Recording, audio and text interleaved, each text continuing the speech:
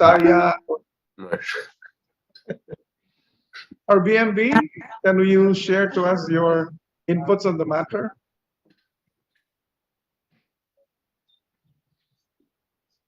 May we hear the representative of BMB? He's present here today. Sir, BMB is raising its hand. Okay, please, you're Mr. recognized. Anton Tagtag. Thank you, Mr. Chair. Well, just to answer the question on the local name of the peatland. Yeah, in Visayas, where peatland is quite common, the peatland is termed in Visayas as huyong-huyong. Yung kanyang local name niya. But Huyong. huyong-huyong. Yeah. Huyong. Yeah, it's actually because it's a part, it's also a type of wetland, at pwede nating i-refer din siya as latian, no, sa Latian. sa Filipino. But the peatland has more of soil, right? There. Yeah, it's the Google translation of swampland. Tagalog, Latian. If I Google translate it. Latian in Tagalog. Yeah. Yes, sir. Did it satisfy DS Raymond? Yeah, thank you, Mr. Chair. It took us quite some time to find it, considering it is a landmark legislation. I'd like to thank, most especially, I see the smiling face of Mondita Lim there, who I worked years ago being ASEC in DNR at that time. So, clean water, clean air, toxic, whatever. It has been quite some time. Mr. Chair, I congratulate you if ever mapasa natin to. Major talaga ito. It's been quite some time na may major bill on, in terms of environment. So, kudos to you. So, let's hear our favorite motion on this latian or huyong-huyong bill. Was it the motion? Yes. Mr. Chair? Was it the motion? Well, the author, I hope as others may know, and I will just second, Mr. Chair. Oh, okay, you're an author of the bill. Okay.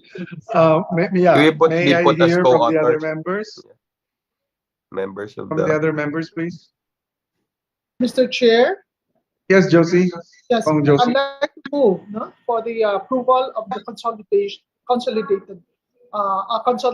of House Bill 3055 and 5086, along with the committee report and subject, of course, to style and amendments.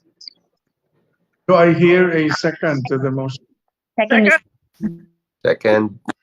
A duly seconded motion to approve the substitute bill, the consolidation of the two House bills, 3055 and 5083, along with its committee report, subject to amendment and style has been made. And there being no objection, the same motion is hereby approved. So thank you very much and congratulations to authors. I think all members present may want also to be to the measure. Is there any manifestation? This can we manifest that we be co-authors? Yes, any second? Second. Yeah, Mr. second. Chair. Objection from the authors. Second motion duly seconded. Motion is carried, and all members present in this meeting are authors to the motion. Thank you very much. So at this point, may I request our senior vice chair, Kong Josie, to please preside while I sponsor the next item for discussion, the House resolution. Kong Josie, please. Yes, thank you very much, Chairman. You may have the floor now. So let us hear Chairman Chato sponsorship remarks. Thank you very much, Madam Chair. And this morning, I am earnestly seeking the adoption of my House resolution entitled Resolution Number 13, Resolution Supporting the Establishment of a Multi-Actor Partnership on the Enhancement of Climate and Disaster Risk Financing and Insurance in the Philippines. Climate and Disaster Risk Finance and Insurance, or CDRFI, is critical in addressing the financial and socio-economic impacts of climate change and disasters in our country, even world. Globally, CDRFI is aiming to provide social protection, particularly for middle to low income countries, because it serves as a significant mechanism to increase the financial safeguards of vulnerable communities. As a developing country, it is our responsibility to ensure the CDRFI prioritizes the need of the most vulnerable sectors in the Philippines. And this is for both the national and the local governments. We have to consider the need for better planning, most importantly for adaptation, while emphasizing inclusivity across all genders, cultures, and religions.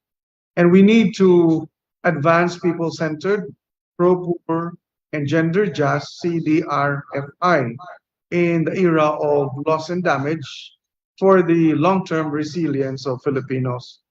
And I think we really have to work together, stakeholders from the private sector, the academe, development partners, and of course the government, in looking for ways to protect our people. And this multi-actor partnership is important so we can maximize synergies, develop effective policies, demand accountability, and leverage more access to climate finance.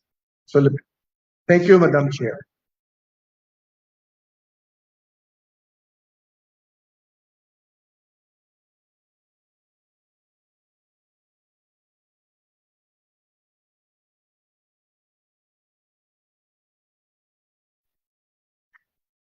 Kong Josie, you're Chair, muted. you're muted. Sorry. Okay, thank you very much, Kong Chato, for your sponsorship remarks.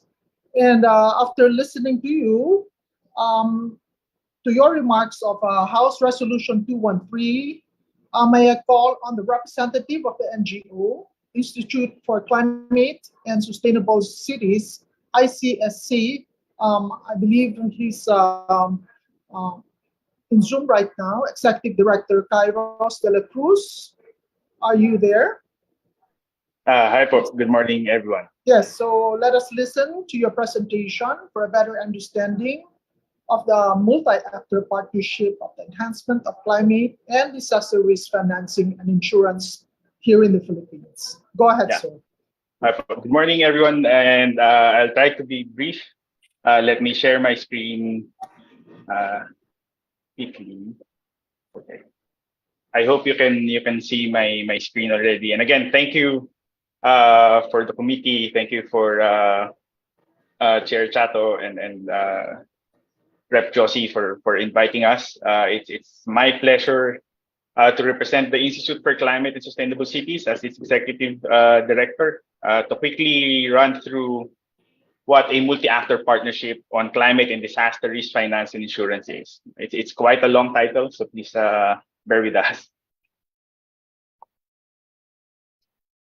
So map in the Philippines, it's not new, it's not novel. The idea of insurance, the idea of having safety nets has been something that we always wanted. I think everyone of the members here would agree that our local communities would really need safety nets to ensure that they are able not only to bounce back, but to bounce back better after climate-related shocks from both extreme weather events and slow onset events.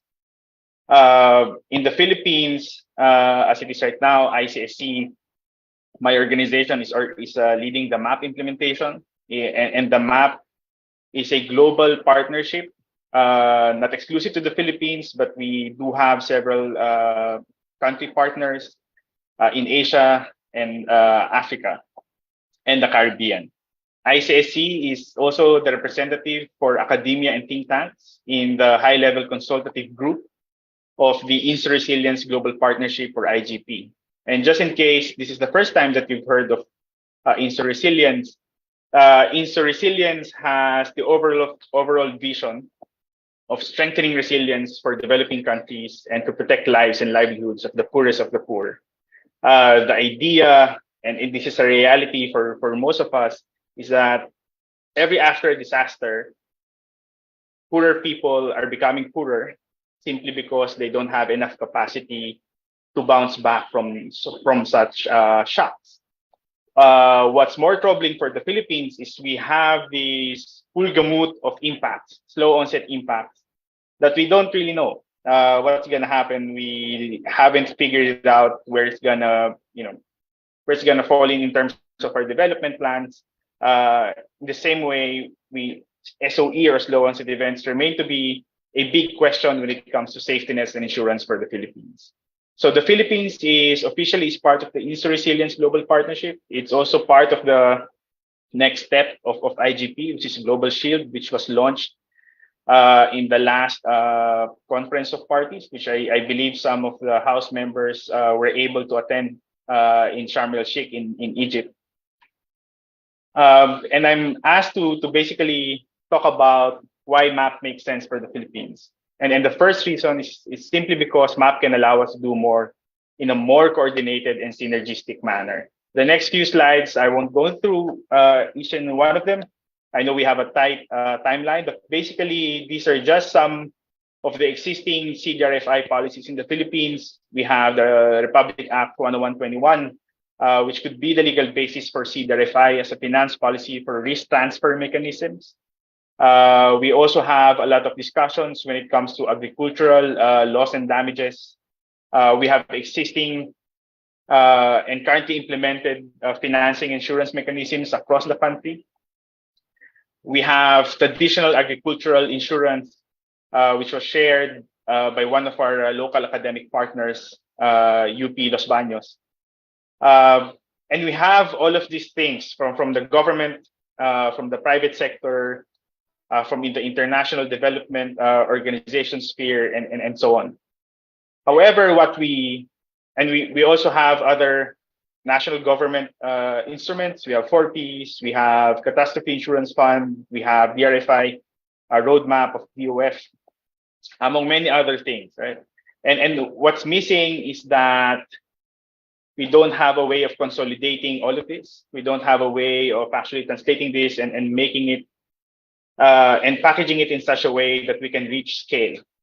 I mean, every after disaster, it's a long playing, it's a record broken thing that we always hear, that people who are having to bear the brunt of climate impacts usually don't have the capacity to at least restart their life, go beyond the concept of barely surviving and actually thriving in this new normal. The MAP as an approach would allow us to consolidate all of this and make sense, where is the space that we can make most impact in terms of offering these instruments to our communities, to the poorest of the poor in the provinces, even identifying key economic assets in the urban areas and so on. So MAP can host that discussion to happen. So another reason why MAP makes sense is that MAP will allow us to prepare for the bigger things, such as loss and damage and the engagement with the Global Shield and the Insta Resilience. As I've mentioned before, some of the House members were able to attend, if I'm not mistaken, mostly are from this committee, were able to attend the conference of parties. And one of the things that was announced in that COP is loss and damage. The idea and finally the recognition that there are limitations to our adaptation efforts as a country, as a developing vulnerable country. There are just some things that's gonna happen that's gonna damage our way of living, whatever we do. And it's part of the reality that we have to face when it comes to climate change. And one of the most critical components, I guess, of L&D or loss and damage is the announcement of a loss and damage fund. However, if we imagine if the L&D fund gets funded tomorrow, I don't think the Philippines is in a position to access anything of that, simply because we haven't started addressing critical issues around loss and damage. even more so in to achieve a bigger scale safety net mechanism or an insurance facility for the Philippines. And the map can help filling some of our major gaps. For example, in terms of science, and I highlighted it because this is one of the things that we usually overlook, and it's attribution science and access to data. Attribution science is like knowing what can be attributed to climate change, what can be attributed to climate impacts. That's something that's still missing in the Philippines. And hopefully the map could be a platform to actually fill in that gap.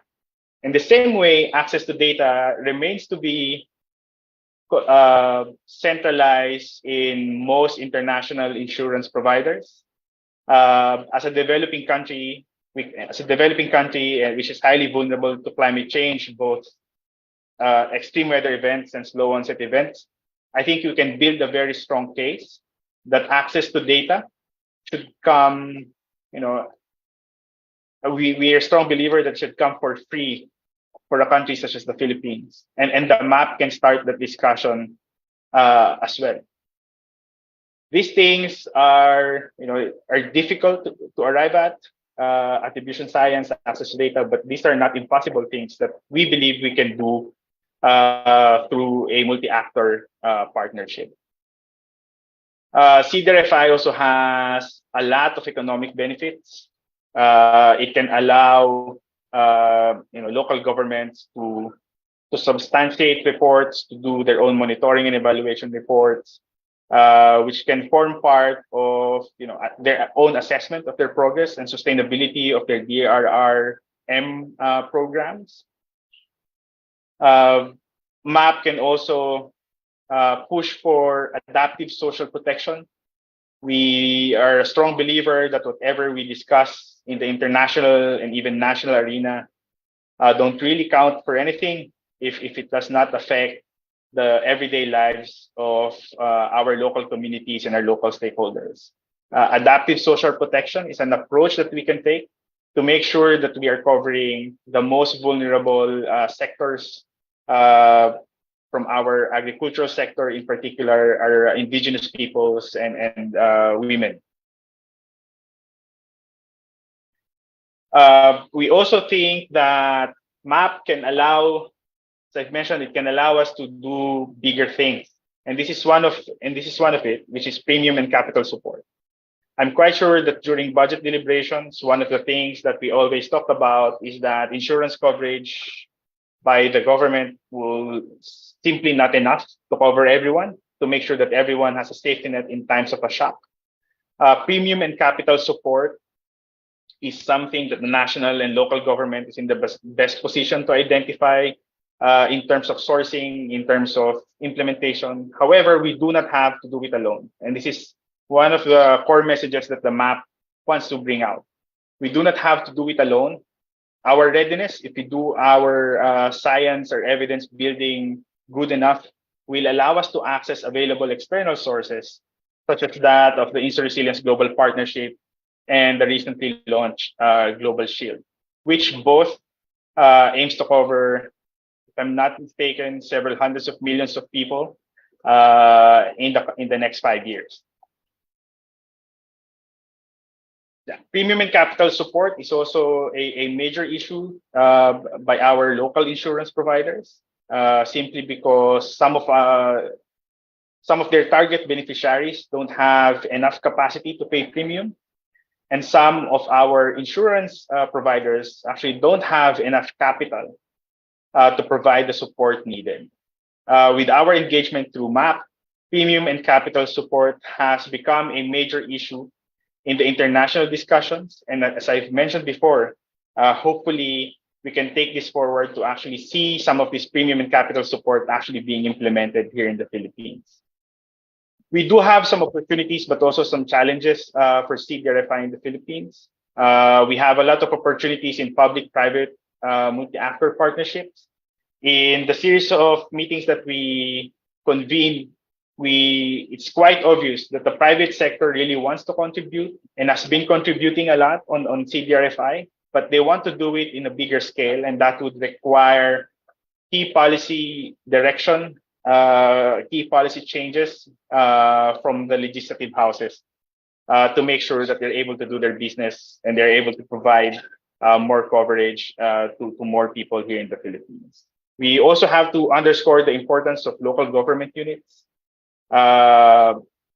because they are at the front lines and they're the front lines of climate impacts, and they're the first responders as well in times of disasters.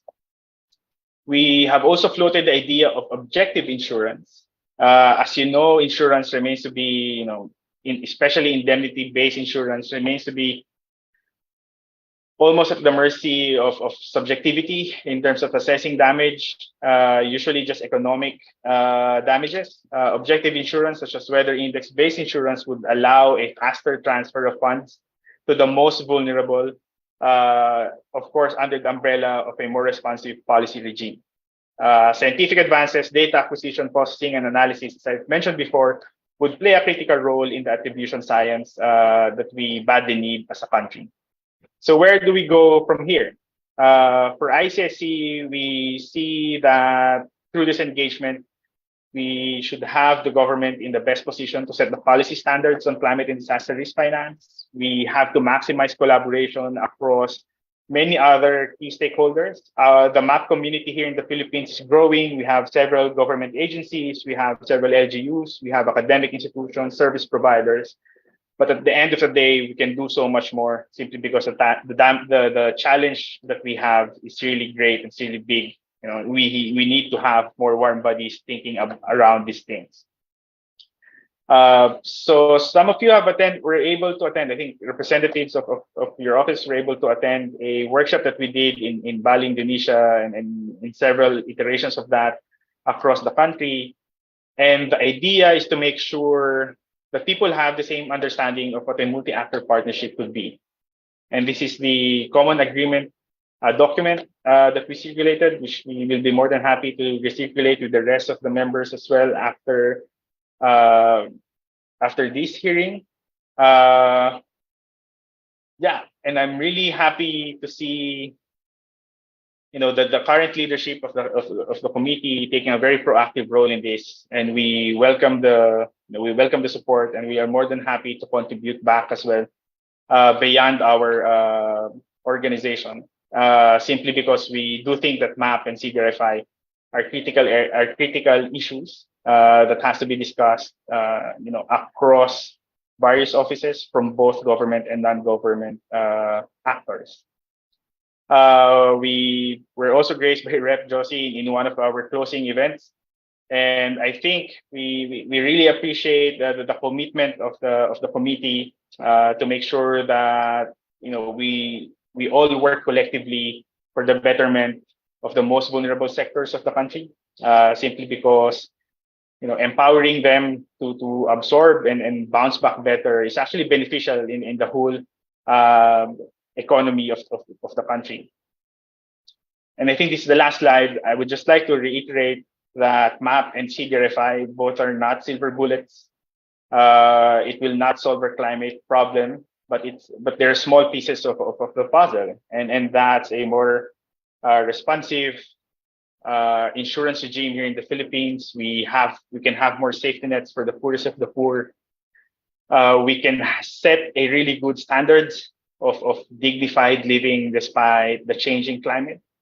The next few months, we are also looking to putting everything to test through pilots. We're hoping that you can pinpoint us as well in some of the critical local governments that we can work with. Pilot testing and policy direction will be crucial in the coming years. As I've mentioned again, and I'd like to mention again, MAP is best led with government agencies for institutionalization and sustainability, and we appreciate the committee already doing this. But I think the Climate Change Commission, the Department of Finance would also have a huge role to play. And of course, as I've said, this should go beyond government alone, simply because there are a lot of non-state actors and stakeholders that are willing to do their job and willing to contribute to this massive endeavor as well. yeah, and I'll end with that. And again, thank you for indulging me, and thank you for the opportunity to present to this body. Thank you. Yes, we do appreciate Executive Director Kairos, your presentation, a very comprehensive presentation on the multi-actor partnership on the enhancement of climate and disaster risk financing and insurance in the Philippines. And I know this is also a very important, crucial measure in spreading the risk, especially for the loss and damage of our whatever is during crucial challenging times. So let us now open the floor for questions. Do we hear any committee members who wants to raise any question?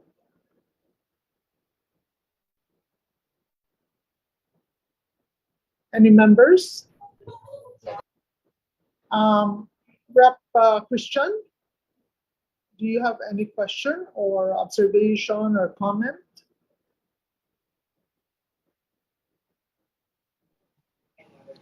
Yes, first I'd like to thank Sir Kairos for the presentation.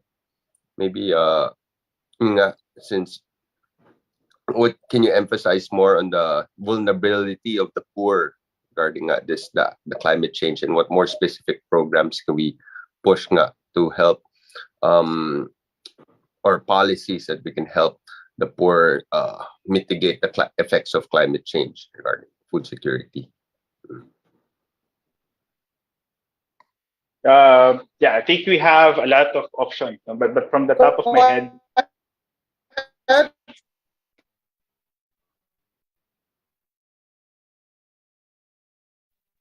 Paki-unmute lang po. okay. Go ahead. Yeah. Thank you for the questions, and I think from the top of my head, some of the in terms of vulnerability, I think the Climate Change Commission also has a lot of work on this. It's just that it's quite clear that when we talk about vulnerability, we cannot say we cannot say in general terms, right? That, for example, our people are vulnerable when it comes to food security or water security. It has to there are a lot of processes that would allow us to pinpoint specific vulnerabilities, the sort of sweet spots of our interventions. So, for example, in an LGU, we can run risk layering workshops so that we know that maybe you are exposed, for example, to extreme weather events such as typhoons, but maybe at the end of the day, you are not so vulnerable because you already have invested a lot in terms of evacuation centers, in terms of first response, and so on. So vulnerability is a lot of layering, but the common theme every time we do a workshop is that usually those people who are part of the poorest segments of our societies, usually they're the ones who don't have enough capacity to actually invest on their adaptive measures. For example, I mean, for obvious reasons, a poorer household won't be able to renovate their house after a disaster. Right? So I think that a crucial next step for this committee could be, starting and supporting a risk layering approach to all of our local governments, because I think a risk profile can go a long way in terms of identifying what form and what type of safety nets or insurance will work best para po hindi sayang. Kasi nga, I mean, the resources are really limited. We want to make sure na masusulit yung lahat ng investments. So, yeah. Thank you. Thank you for the answer. Yes, any follow-up questions from any members? Representative Anna? Thank you, Madam you're Chair. recognized. Thank you, Yes. Madam Chair. I have a question for Sir Kairos. Sir, you mentioned in one of your slides that we can use CBRFI through but put and test theory into practice through Insur Resilience Global Shield and V20 Sustainable Insurance Facility. How do you see this working out, and what should we be doing to make that happen? Thank you for Rep Anna, and I think we're actually a bit lagging, no, in terms of grabbing the opportunities, the low-hanging fruits that we have right now. I mean, the Philippines is a member of the V20 group of countries. V20 was specifically inception for finance ministers, and the Philippines used to be a president of that group. And I think V20 is still hoping that the Philippines would play a more active role in that space really soon, particularly in this upcoming COP. They do have some available programs that we can already apply to as a country, and I think we should move faster in grabbing those. As I said, we should move faster in grabbing those opportunities. One remedy could be if you can already identify, even among the members of the committee, some key community areas that we can test out some of the pilot programs that we can already roll out on the ground. I mean, those programs already have identified indices. Those programs already have their own payment schedules and so on. Then we can start creating an application for that. Thank you, sir. Just as a follow-up through you, Madam Chair, if, for example, because one of the things that the House passed recently was the Green Procurement Act. So in terms of making raw materials available to facilitate the process of green procurement, I was wondering if facilities like these could be tapped to engage more communities, for example, in the planting of endemic bamboo that can then be processed and supplied as construction material or engineered bamboo that can be used for our government buildings. Would this facility be available to us, for example? Go ahead, Sir De La Cruz. Okay.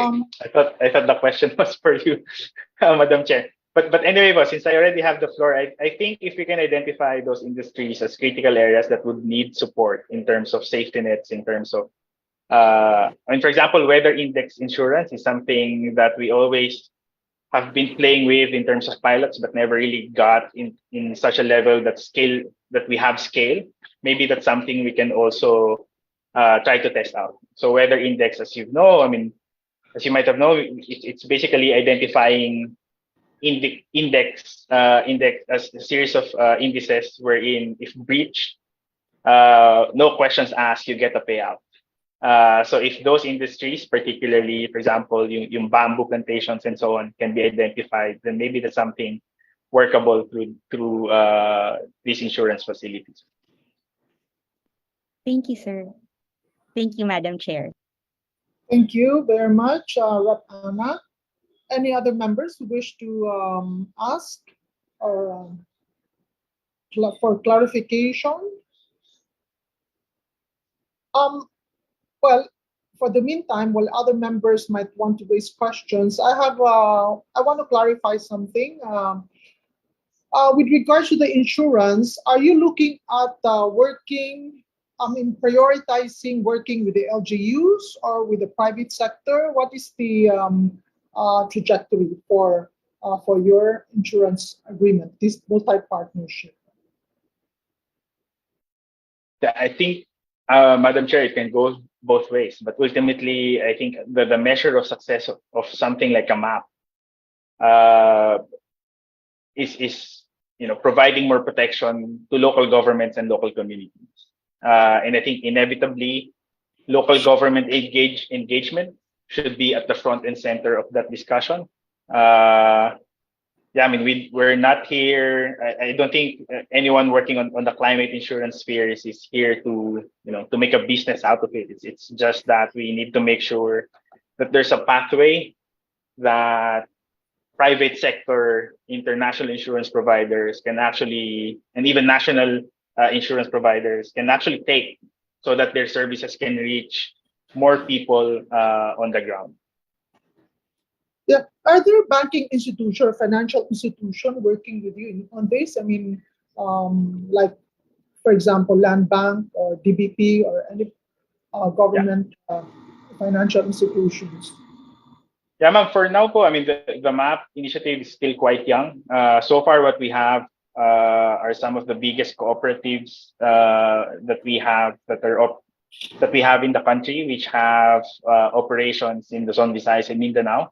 So maybe the banks can be the next step, no? Especially now that BOF has its own DRFI strategy and has its own sustainable finance framework. Definitely banks would play a huge role in that. But so far po, I mean, our engagements are limited to the biggest cooperatives here in the country and some private sector actors as well. Okay, so maybe we start with your the priority what do you call these areas that you're looking into. Baka marami dito sa mga members natin na gusto mag-partner with you. Okay, may we hear also from other resource person for their position on this resolution?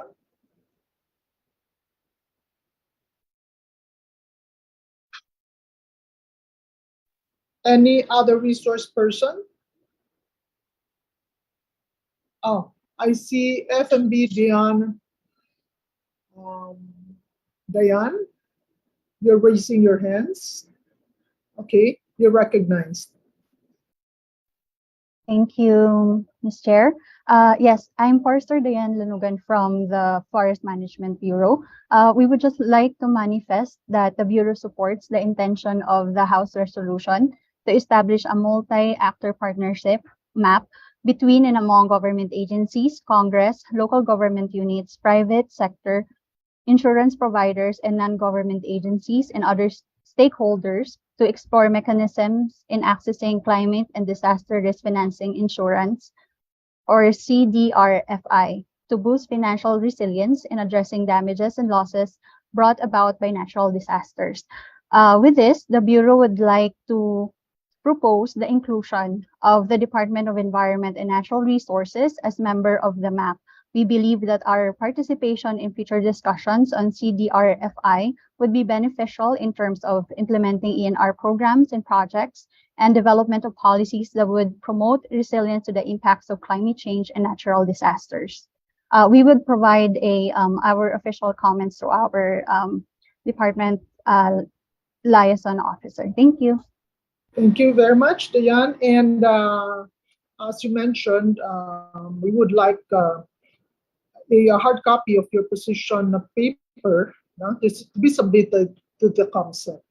And I also see on board, NEDA, Mr. Julius, you're raising your hands. You're recognized. Thank you, Chair. Good morning to the members of the Committee on Climate Change and to the resource persons present in this meeting. So for the NEDA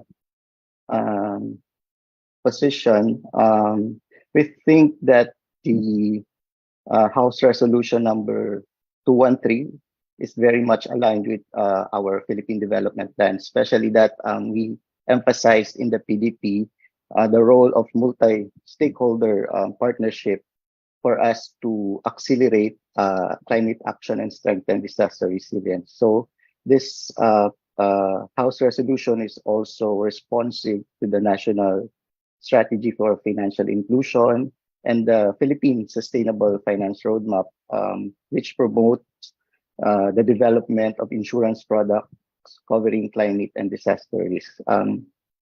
Chair, I think it's very much high time that we ramp up our efforts, not just the government, but the private sector, the civil society, and other institutions to expand climate and disaster risk financing and insurance, as this is a very much important aspect of the overall sustainable finance landscape in the Philippines. Thank you, Chair.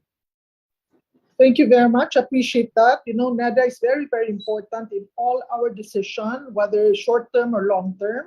So it's very heartwarming to get the support of NEDA in this endeavor. And we have here another hand raised, DRRMS, Christian. Good morning, Madam Chris? Chair. Yes, go ahead.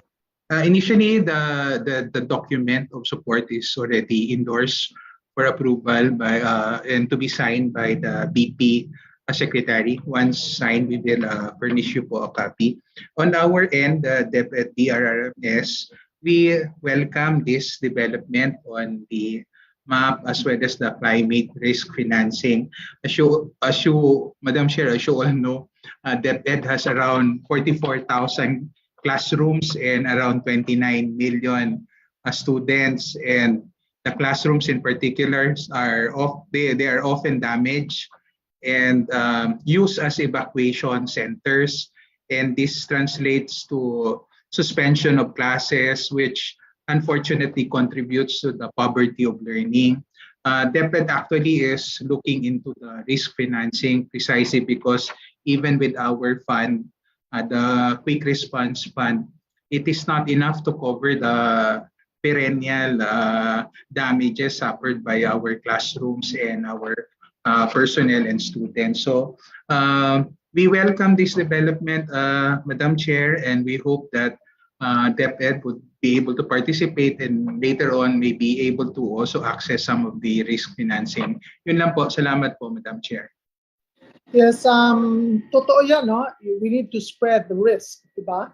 So Yes. this insurance modality is also one of those answer, no, to sustainability and all that. Importante lang yung DepEd or whatever agency, of course, has to put in their budget the premium, no, yung financing. Yes. Hindi naman pwedeng insurance na walang account. Diba? Agree po, Madam Chair. Yes, so you just have to include that in your budgeting. And I also see the hands of Commissioner Rachel Herrera. You have any comment? Salamat pala, Chris. No? Okay, go ahead. Yes, go ahead. Maraming salamat po, Madam Chair. And to the Honorable Committee, we would like as well to express our support to this multi-actor partnership on CDRFI. And this is very much related in terms of the Climate Change Act, Madam Chair, which is mandating government to create an enabling environment for the design of relevant and appropriate risk-sharing and risk transfer instruments. Ma'am, we believe that when we are able to facilitate a wider discussion on risk transfer mechanisms as part of our management of climate hazards and risks, we will be able to lower the cost for our efforts to be resilient. And this means we are not just responding to disasters again and again, but we're able to prepare and we're able to measure, in fact, how much we need to reduce our risk and anticipate. And we foresee that the richer discussion across stakeholders from the national down to the local on risk financing will benefit local government units, our MSMEs, and the private sector. And we see this as an avenue also to improve financial literacy and across the board, across the country. So we express our support for the bill, and we will also submit a longer statement po to the committee. Maraming salamat po. Thank you very much, Commissioner. Do we have a representative from DILG? Meron ba taga DILG? Yeah, because they play a crucial role as well, no, in this multi-partnership, as we call. So anyway,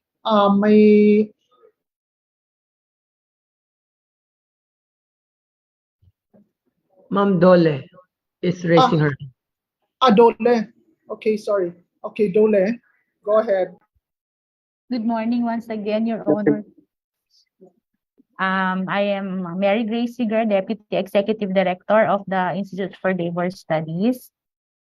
So we fully support the intention of the resolutions to enhance and promote resilience among sectors, including vulnerable sectors. So on our part, vulnerable workers. The Philippines, as the member of the International Labor Organization, adheres to the concept of just transition, which means that all must benefit from greening of sectors and economies. The Department of Labor and Employment is one of the main implementers of the Green Jobs Act. And as such, we are taking lead in the development of human resources so that they can adapt to the demands of industries as they transition toward greening, while ensuring decent work for all. To ensure that workers reap the benefits of greening, we propose that no additional cost be imposed upon key employment generating sectors. Among industries which have been identified as environmentally destructive, if any, we believe that it will be better to study further the employment impact of such regulation or any environment regulations or penalties that may be or additional costs that may be imposed, taking into consideration possible job losses and greater vulnerabilities among sectors, especially among workers. Also, as proponent of social dialogue and tripartism, Dole is ready to work with sectors and with the Congress and with other government agencies to maximize the effects of regulatory innovations, including program and policy innovations for the benefit of workers and for promoting green, decent work. We have social protection, employment facilitation, skills development programs that may be considered along the way, and with proper and adequate budget allocation and support. Thank you, Your Honors and colleagues. Good morning. Yes, once thank again. you. Thank you very much for your comment. Okay, let me just remind our resource speakers to please submit your written position papers to the committee. We will do your... Yes, may timeline ba tayo, Comsec? As soon as possible, ma'am. Yeah, maybe before our next meeting, right? So, are there any Say more? something. Yes, go ahead, Chair. Chair? Madam Yeah, Chair? yes, go ahead, Kong.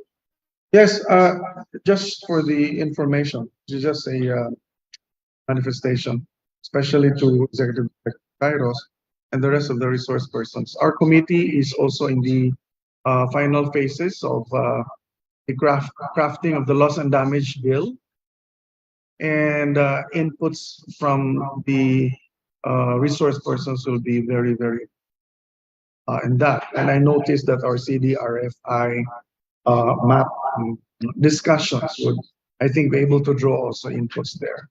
So thank you very much, Madam Chair. Thank you for those additional inputs, Chairman Chato. So, okay, so may I reiterate that we welcome all written position papers to be submitted to the committee secretariat as soon as possible time. If there are no more other questions, and we have also heard the positions of our resource speakers on Chair Chato's resolution, do I hear a motion to adopt House Resolution 213?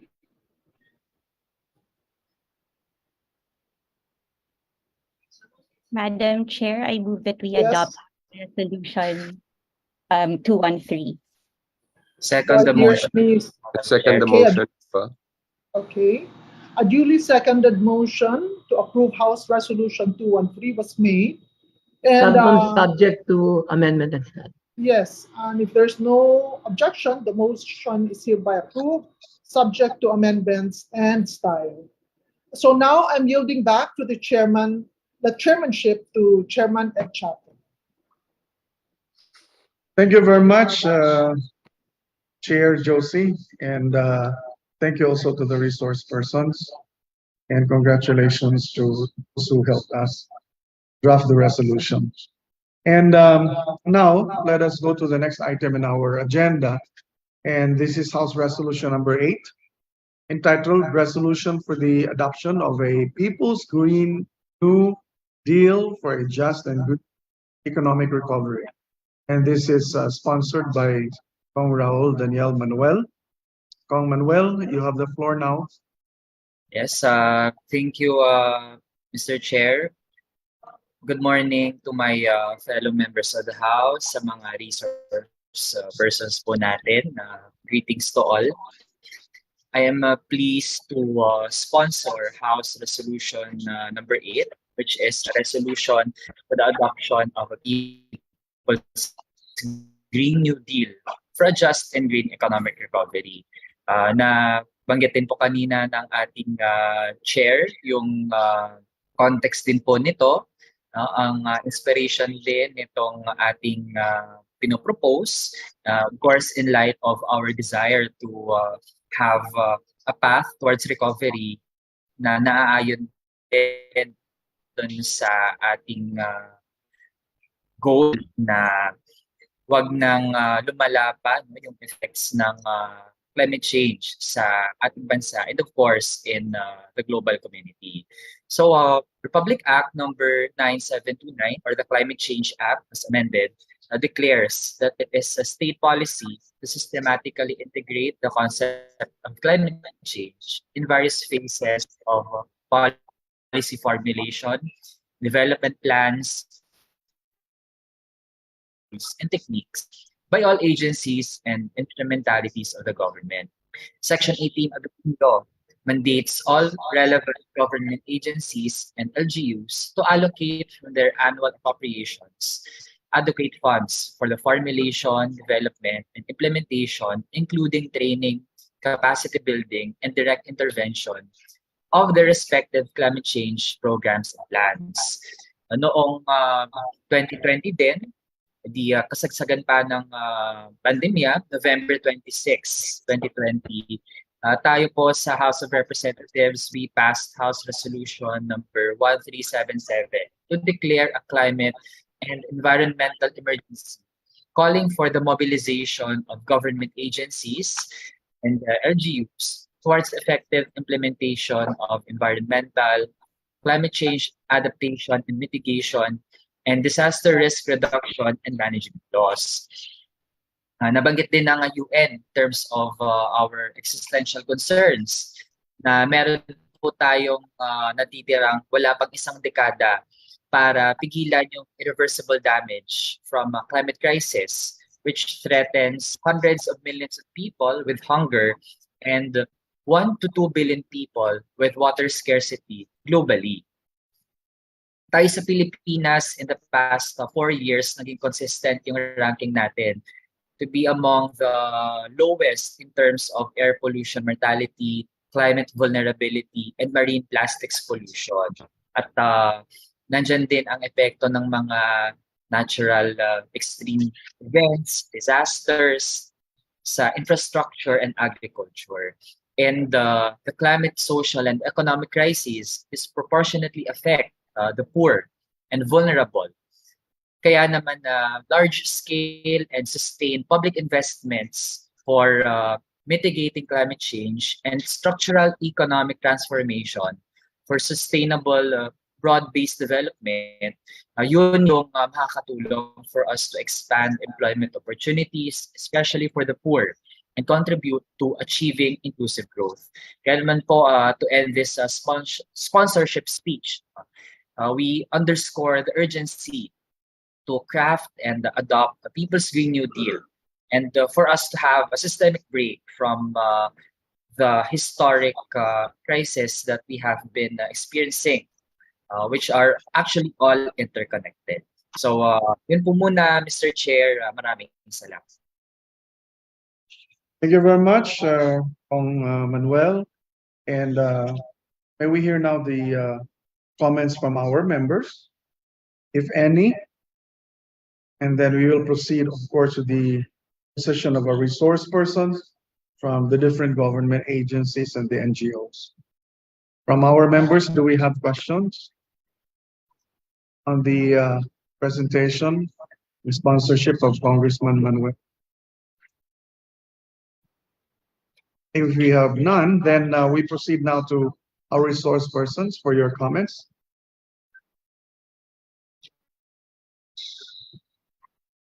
From John Leo of Action Lima.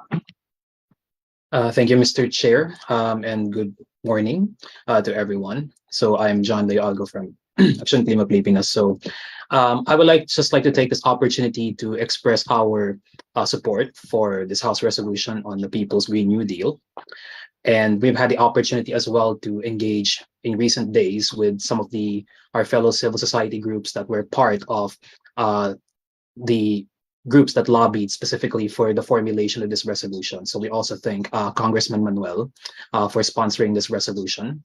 I'd just like to present a couple of calls and comments on this particular resolution. The first of which is the resolution features certain targets regarding greenhouse gas emissions reductions as part of the proposed targets for climate change mitigation as part of the recovery plan. We just want to emphasize that steps have to be taken to make sure that these particular targets or numbers, like the reduction in tons of carbon dioxide emissions reduced, for example, they must be aligned with the country's targets under the nationally determined contributions, or the NDC, which as it stands at the moment aims to reduce pollution by 75% within the current decade. And I think that it also needs to be aligned with the overall decarbonization plan that the Philippine government has to finalize, again, as part of reaching the 75% target under the NDC, which would also be aligned with the goal of the Paris Agreement, of course, to limit global warming to 1.5 degrees Celsius above pre-industrial temperatures as much as possible. We'd also like to emphasize that since this is a resolution for a just and green economic recovery, that perhaps it might be best as well to integrate more closely the principles of the UN Sustainable Development Goals, or the SDGs, because it would better align with the different facets of development here in the Philippines that would be affected should this People's Green New Deal be eventually adopted. And of course, that encompasses as well the awit FES sectors: agriculture, waste industry, transport, forestry, and land use, and of course, energy. Another thing that we like to emphasize, which also links to how I was mentioned in the previous discussion on the House resolution for the CDRFI, is for this specific resolution on the People's Green New Deal, that it also must be acknowledged that part of a just and green economic recovery has to include addressing, of course, climate-related loss and damage, because reducing loss and damage due to either sudden or slow onset events would also help in avoiding government funding from being diverted that could have otherwise be used for other economic output-related programs, projects, and activities. And last but not least, we'd like to re-emphasize, as part, of course, of the just aspect, that I think this People's Green New Deal must also emphasize a little bit more the intergenerational aspects of climate solutions, because the just and green economic recovery is not just a short-term program, especially given the resolution also prescribes towards the end of it that it expects, or persuades rather, Congress to craft certain new laws or enhance perhaps existing laws related to climate or economic development of the Philippines. So we just like to emphasize the intergenerational aspects to make it sustainable, and for greater involvement perhaps of the Filipino youth in this particular process. That's all, Your Honor. Thank you very much. Thank you very much, Action Klima, John Leo Algo. And I'm seeing the hand raised of FNB. Dayan. Dan? You're recognized, Dayan. Yes, Mr. Chair, thank you. So the Forest Management Bureau noted that the House resolution calls for various climate action towards reducing GHG emissions, which will contribute in achieving the country's commitment to the nationally determined contribution, and which is the main feature of the UNFCCC Paris Agreement. We also noted that it highlighted the restoration and rehabilitation of degraded ecosystems through reforestation and strengthening law enforcement to achieve net zero GHG emissions. In this regard, this office expresses its full support to the House resolution to adopt the People's Green New Deal, considering its strong position in tackling climate change issues and promoting the immediate passage of Sustainable Forest Management Bill and the National Land Use Bill. These bills are key legislation needed to institutionalize the development of an effective and sustainable forest management strategy, highlighting sustainability, ecological integrity, and participatory development. And also, it provides for the rational, holistic, and just allocation and utilization, management, and development of land resources, respectively. Thank you, Mr. Chair. Thank you. Thank you very much, Diane. And would like to recognize next, Ed Samuel. Yes, Mr. Chair, magandang umaga po sa inyo.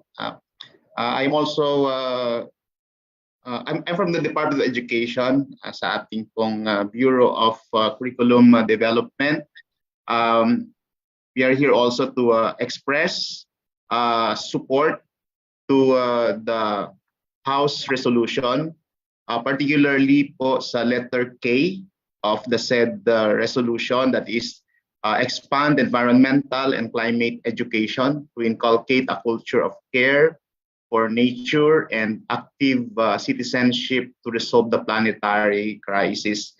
Mr. Chair, our website po has a dedicated site for curated resources for teaching climate change, and all of these are in support to the curriculum standards from kinder to senior high school.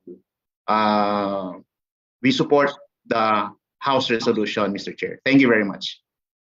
Thank you very much, Samuel of DepEd. We now proceed to Julius Casabal of NEDA.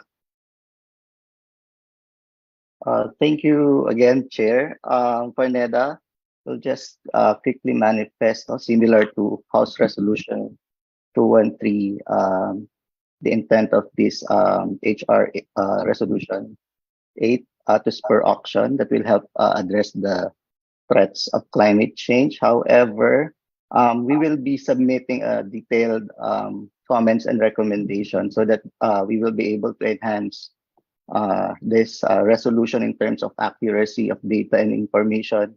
And as what Action Klima mentioned, its alignment with the country's development agenda. Thank you, Mr. Chair.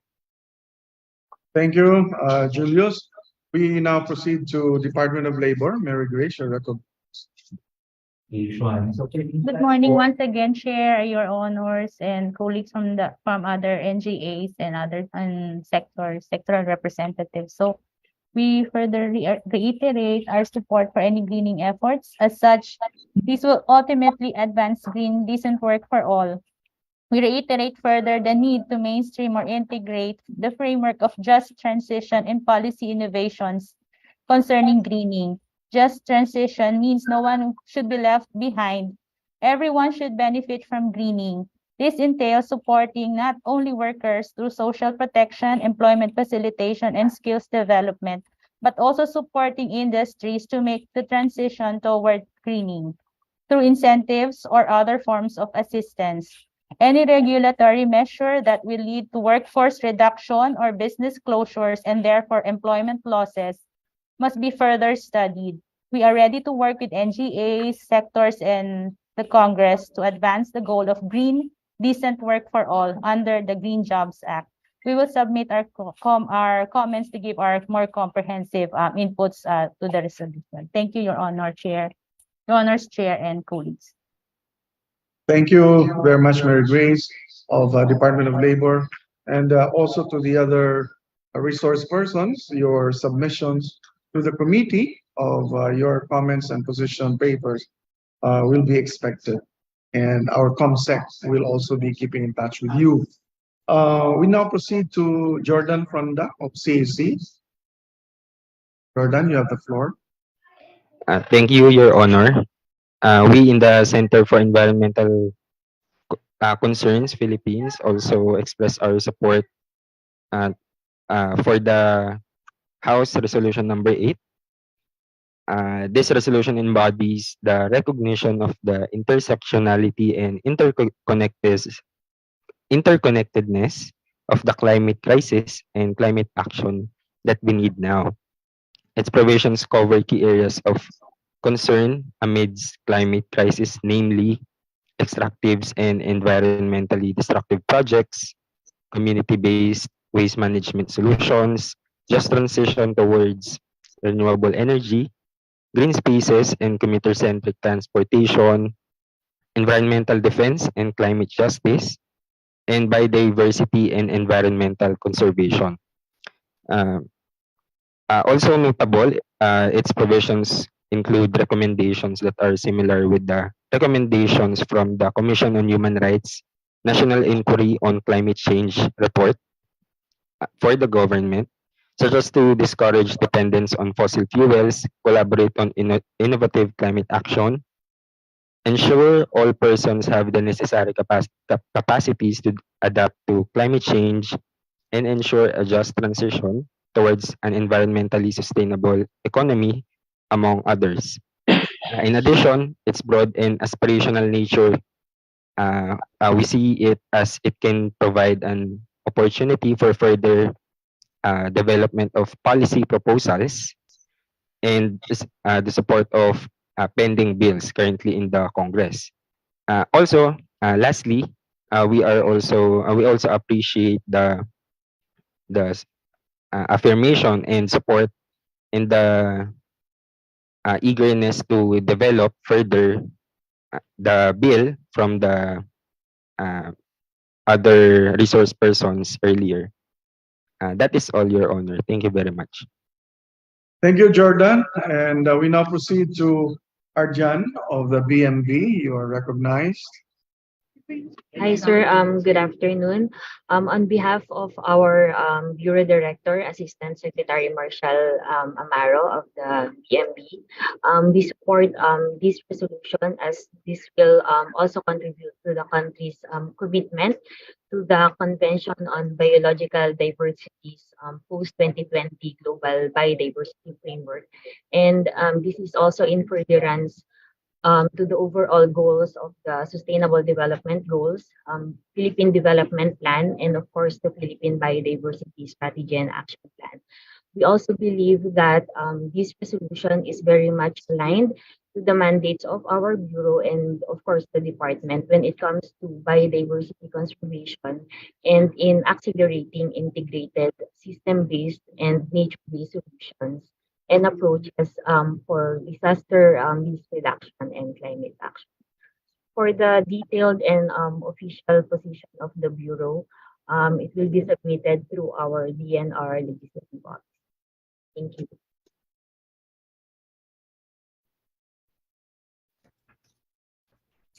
Is that all, Arjan? Yes, Your Honor. Okay, thank you very much. And we finally call on another DepEd official, Director Marilyn Shao. Okay, good noon po to our honorable chair and of course the rest of the members of the committee and to all the resource persons, just to reinforce the commitment cited by Director Samuel Soliven of the Bureau of Curriculum Development. So I just would like to reiterate also and express our commitment on supporting this House resolution because DepEd always maintains its commitment to fostering the national core value of being makakalikasan among our Filipino learners. And so with this, our current initiatives on environmental protection actually and that of securing greener economy are always supported by the directives of the Republic Act on the Philippine Green Jobs Act of 2016, because we are on learning delivery, so we want to ensure that our we deliver everything for our learners to make them ready to be supportive of making our green economic recovery.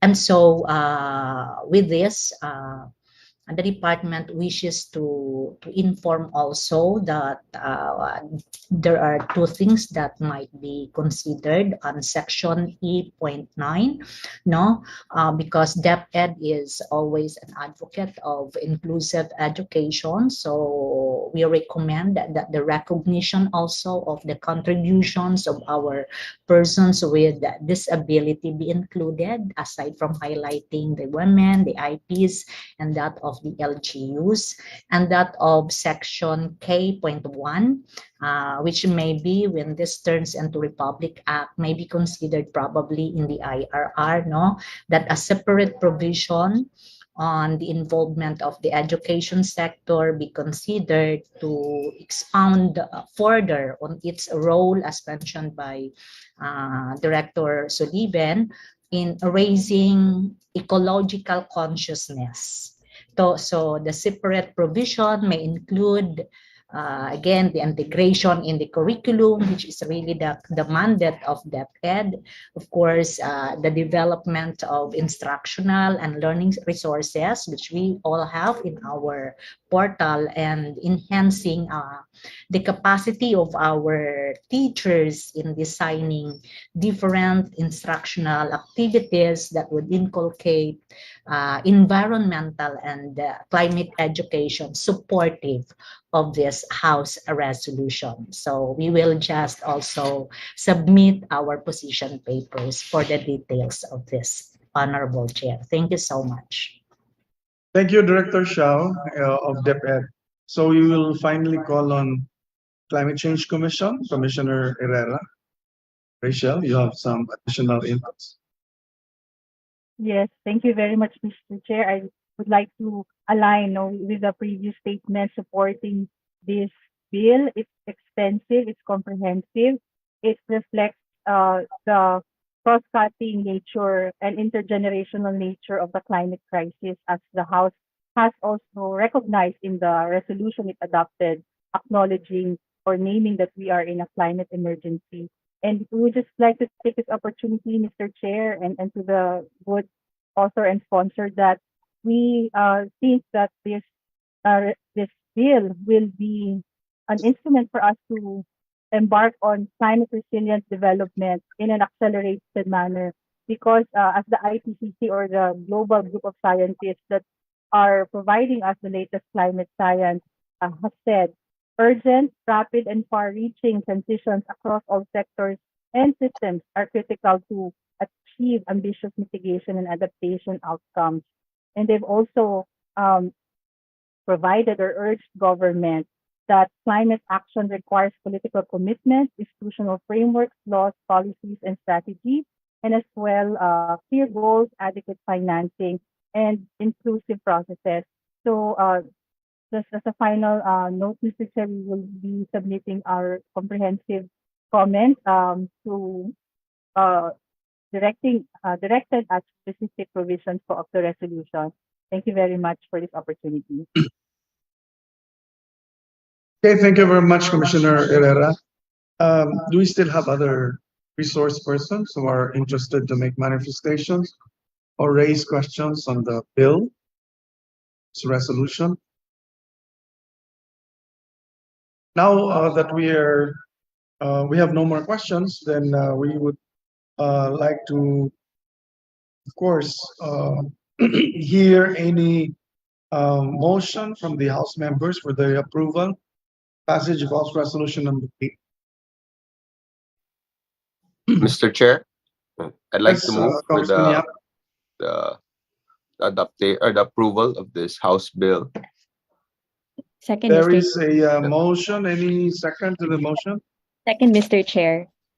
Moved and seconded Any objection? The chair hears no objection. The motion is hereby approved. May we also Mr. Chair. manifest that this is subject to some amendment? Okay, styling. We now finish all the discussions in our agenda.